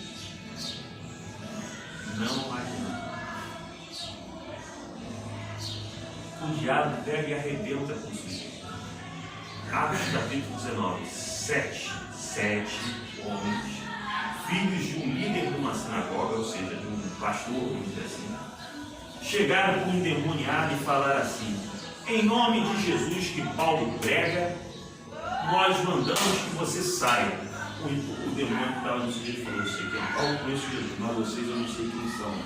E bateu sozinho nos 7. Então não adianta falar está repreendido em nome de Jesus. Se você for fraco, vai tomar coça. Não adianta. O diabo brinca com quem é fraco. Brincou, se andou com Pedro. Ele brinca. Ou eu me torno alguém espiritual para que o diabo não brinque comigo, ou ele vai brincar. E não adianta estar repreendido em nome de Jesus. Não adianta falar isso. O nome de Jesus não é amuleto, não. Não adianta falar isso. Tem que ter comunhão com o nome. Não adianta, tem que ser espiritual. Pega o endemoniado e vai expulsar o endemoniado então sendo carnal. Vai lá, vai com fé. Se ele sair, é porque ele está te enganando. Ele não está saindo, ele está fingindo que está saindo. E tinha um caso, assim, na nossa igreja, tinha um rapaz com uma mulher, era amazada, não era casada. Né? Eles estavam lá e a mulher sempre manifestava endemoniado, inclusive em casa. Aí ele chegava na igreja e falava, eu expulsei o demônio dela. Aí manifestava na igreja de novo. Você expulsou, por que volta tanto? Na verdade, ele fica se escondendo lá. E não adianta falar, sai em nome de Jesus, é um crente carnal, não está no pecado. Não vai. Ele vai fingir que sai lá, falando, olha, trouxa, te enganei. É assim que vai funcionar. Então, o crente espiritual, ele incomoda tanto o demônio espiritual. Quando ele chega num lar para orar, e tem uma pessoa endemoniada, o demônio já grita, esse não! Quem te chamou aqui? Está entendendo como é diferente, irmão? E às vezes nós estamos fracos. Tanto que a gente vai para expulsar demônio e ele fica lá. Sai, não sai. Essa mulher aconteceu isso. Pois é, mas é o fraco. Teve gente que saía, vou falar, deu vontade de dar uma hora, dar uma tapa nela. Então eu já estava, sai daí, meu irmão. Ele saía, daqui a pouco começava a rir, eu falei, tá aqui. Mas quando a gente chegou lá, ela pegou um cachorro, assim, ela olhou pra mim assim e falou, o que tu tá fazendo aqui? Correu pra debaixo das caras igual um cachorro. Eu fiquei olhando assim, aí a gente não estava não falando, buscava muito na igreja que a gente foi comigo, buscava muito. Então a gente estava ali na missão mesmo, e ela ficava olhando assim, tremendo. Aí ela saía, daqui a pouco ela olhava pra gente cair, desmaiava, daqui a pouco ela voltava. Eu falei, meu Deus do céu, deixa eu ficar aqui. Então, vamos lá. Buscar não significa ser forte. São duas coisas diferentes. Jesus ele já falou, orar e vigiar. Não basta só orar. Você está fazendo tudo que o diabo quer? Não adianta chegar assim do monte cheio de poder, estou lá marchando, dentro em casa marchando tudo. Aí minha mulher faz alguma coisa e já.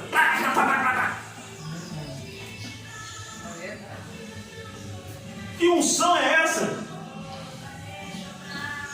Então não adianta buscar.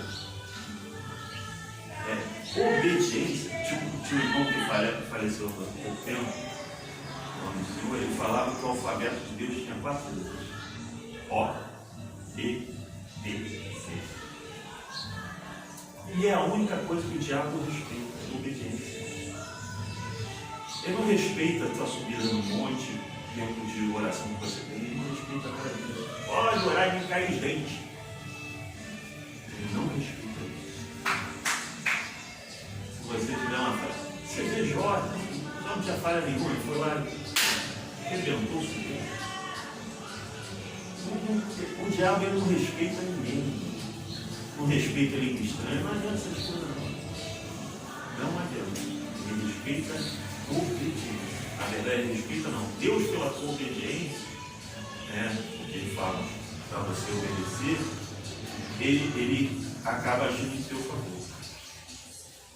Agora, não penso que o diabo tem medo do tempo que você ora, ou da tua subida ao monte, ou do tempo que eu tenho de buscar. Não tem medo. Ele não tem medo disso. E cuidado. Ele pode dar o azar e falar da tua vida toda dentro de casa. Quando tu for lá falar comigo. Então, um caso, um irmão contava um colega dele. O colega dele foi no quartel, não lembro o que o colega dele tinha feito de errado. Manifestou alguém endemoniado. O colega dele, crente, foi lá expulsar. Aí o endemoniado olhou para a cara dele e começou: "Vai ver o parceiro, vai ver o parceiro."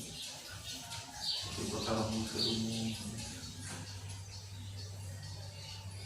Tem pastor dizendo que pode ouvir música do mundo aí. Se você procurar na internet, tem pastor que diz que você não precisa dar isso. Você vai encontrar pastor para te dar razão de todos os seus erros, tá? Mas o demônio não quer saber do ensino do pastor. Ele vai te pegar de pau. Igual pegou, acho que a 19 vai ser depois aí. Então, não tem bem. Não tem bem. Esse negócio, o demônio só respeita aquele que Deus luta por ele. Ele só vai me respeitar se ele souber que Deus está na minha frente. Então eu não respeito. E se eu vivo errado, ele vira para Deus na hora e fala: "Ó, tem uma brecha enorme, assim, assado." E Deus, como justo juiz, ele dá permissão. Senão ele seria injusto, né? De defender a gente quando a gente estava na minha igreja. Não adianta. Tem que buscar muito? Claro que tem. Mas a maior busca do crente deveria ser para mortificar a si mesmo. E não é. O crente busca para falar em língua, o crente busca para Deus abrir a porta de emprego, o crente busca para ser usado, o crente busca por 500 outros interesses, menos para agradar a Deus. Mata a minha carne, que eu quero te agradar. Se o crente fizer isso, o diabo corre. Agora, se eu não fizer, o diabo corre. Porque Deus é na frente dele, Deus se agrada da pessoa que faz isso. Você vê, sumo sacerdote Zacarias, capítulo 2. Tem um episódio mais ou menos de Zacarias ali. Ele vê o sumo sacerdote que tinha cometido um erro até. A gente não sabe ali exatamente qual era, mas algo que fez o Satanás apontar o sumo sacerdote. E ali se entende que a pessoa de Jesus Cristo, que é o chamado de anjo Senhor em várias passagens do Antigo Testamento, ele fala para Satanás assim: "O Senhor te repreenda, Satanás. Não é este um tição tirado do fogo?" E ali ele troca as vestes sujas do sumo sacerdote da visão, põe vestes limpas e purifica o sacerdote dos pecados dele. Então a gente não sabe exatamente qual era o erro do sumo sacerdote, mas o próprio Deus sabia o porquê daquele erro, daquela condição, e falou: ele errou por causa disso, ele é um tição tirado do fogo. A gente não sabe exatamente o que isso significa. Você achou que o quê?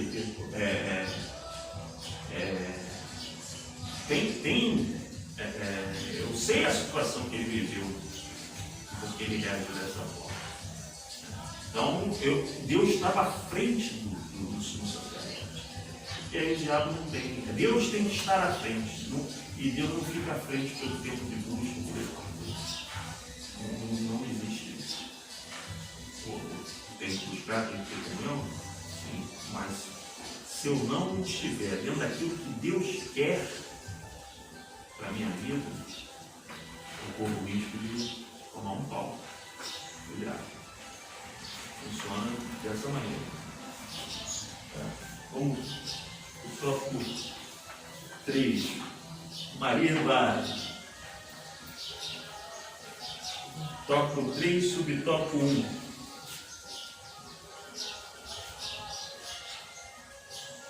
A morte que havia na panela, escola de profetas.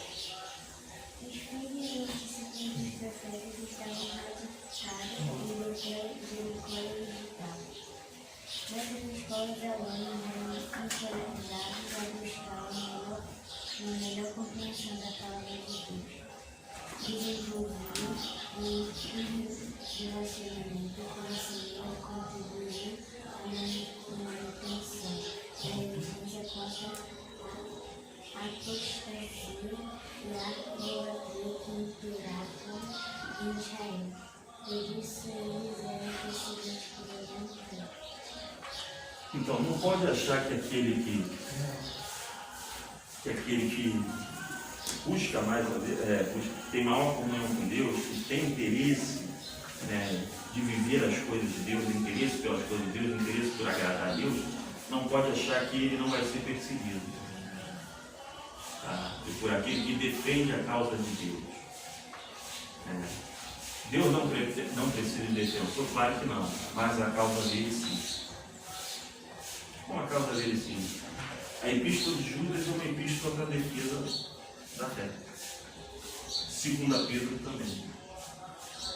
Ali é a defesa da fé contra os falsos profetas. Tanto que Judas ele começa falando, ele queria falar sobre salvação, mas se viu impelido, se viu ali movido a falar, a batalhar pela fé dos santos.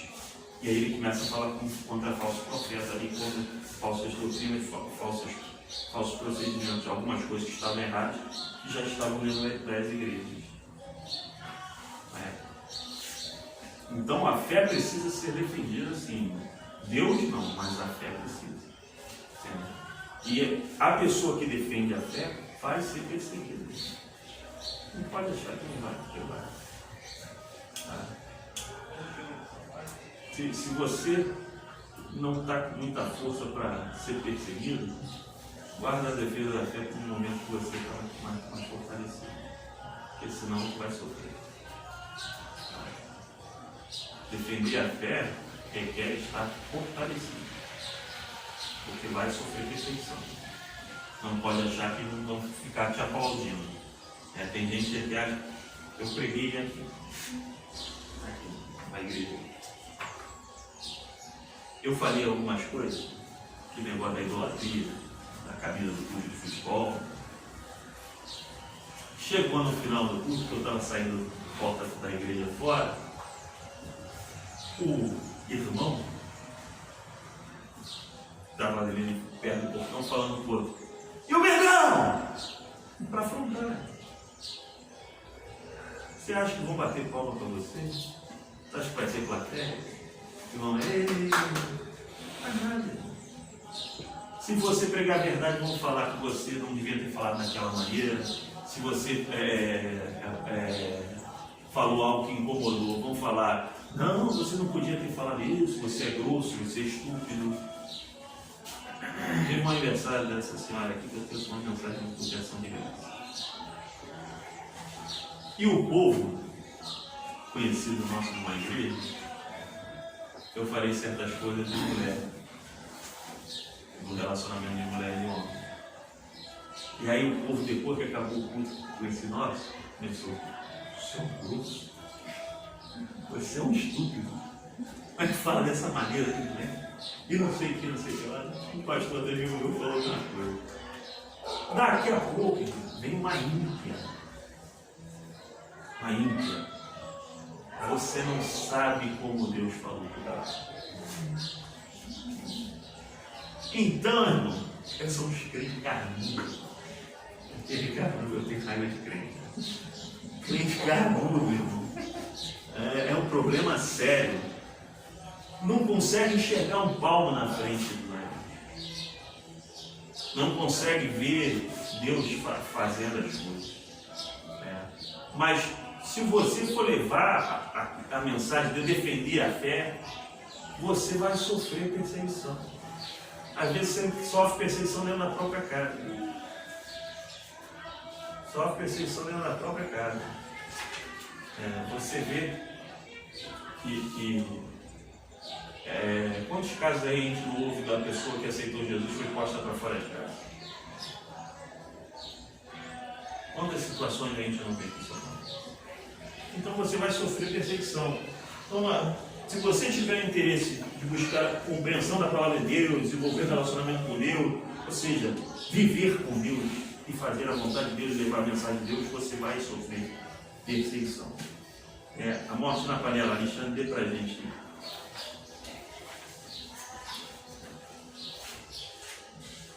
É um, né? A escola dos profetas. Não, a escola dos profetas foi aquele A do morte na panela 2, né? É. Foi na escola dos profetas de Gigal que Eliseu ordenou ao seu servo que fizesse um ensopado para alimentar os discípulos. Provavelmente, pela falta de conhecimento sobre plantas e diante de escassez de alimento, o rapaz pegou junto com os legumes uma espécie de pepinos silvestres que continham veneno. A comida foi servida aos homens, mas logo que provaram, gritaram: a morte na panela. Eliseu pediu um pouco de farinha, colocou no caldeirão e declarou que não havia mais perigo algum. Deus havia realizado o milagre. Então, quando Deus orienta alguém a fazer algo, que ele resolve o problema. Deus, ele dá orientação. O difícil hoje, por exemplo, aí eu vou colocar a dificuldade quanto pastor. O difícil hoje é Deus te orientar algo, você faz esse algo, aí a esposa do pastor questiona esse algo, o filho do pastor questiona esse algo, o membro questiona esse algo, o obreiro questiona esse algo, o pastor fica desorientado. Lá, quando o profeta falava, ninguém questionava. Hoje é o caos. Eu posso até ver que Deus é com aquela pessoa, que Deus usa poderosamente, que ele é um homem de Deus, uma mulher de Deus, mas quando ela fala, eu esqueço isso tudo e eu questiono. É igual, eu sei que Thalita é uma mulher de Deus, né? Aí Deus usa a Thalita para isso, aquilo, mas aí eu falo, não, Thalita é uma mulher de Deus. Mas quando chega em algo que ela fala para mim, eu esqueço disso. Falo, não é assim não. Você tem que fazer assado, você tem que fazer aquilo. Então isso é um problema muito sério que ocorre hoje, né? Quando Deus orienta alguém a fazer algo que resolveu um problema, ali no caso de Eliseu foi o negócio do envenenamento da panela. Deus orienta alguém a fazer algo e esse alguém, quando vai fazer, ele encontra uma oposição enorme naquilo que ele vai fazer. As pessoas não pensam, Deus está orientando esse infeliz, não.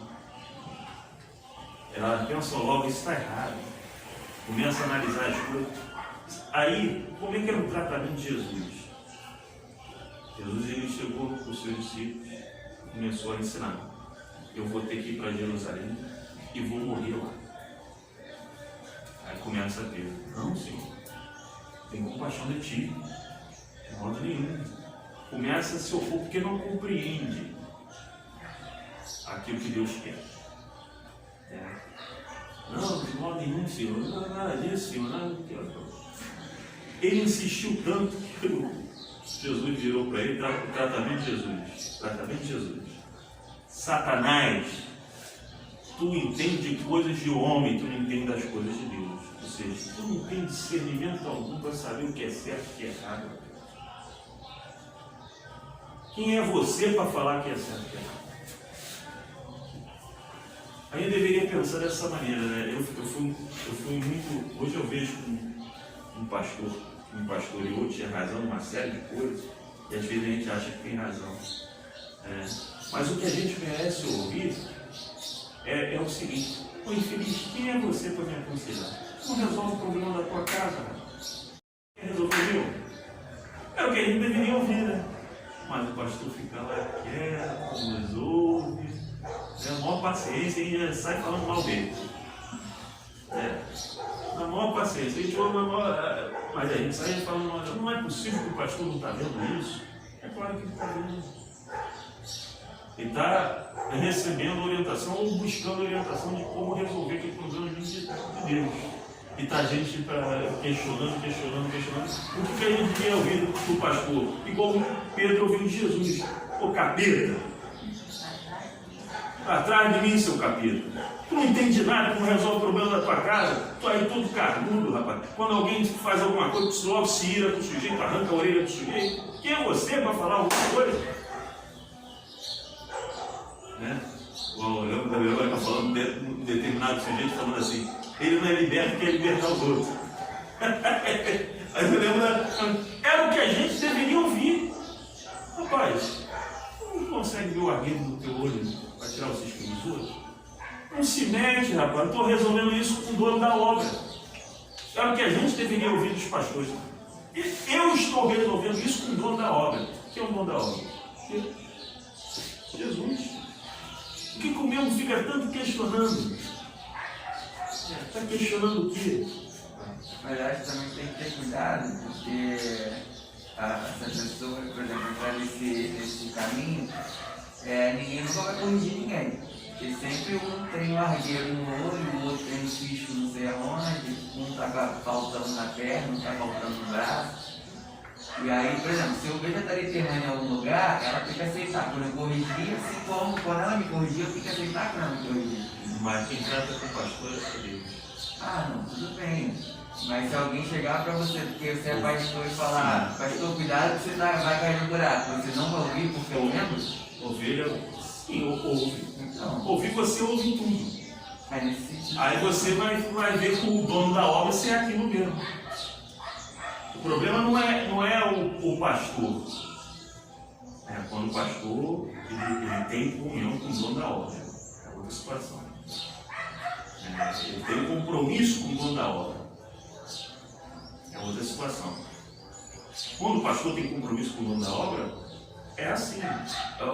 Ele ouve. E ele vai ver se aquilo que ele está ouvindo procede com o dono da obra.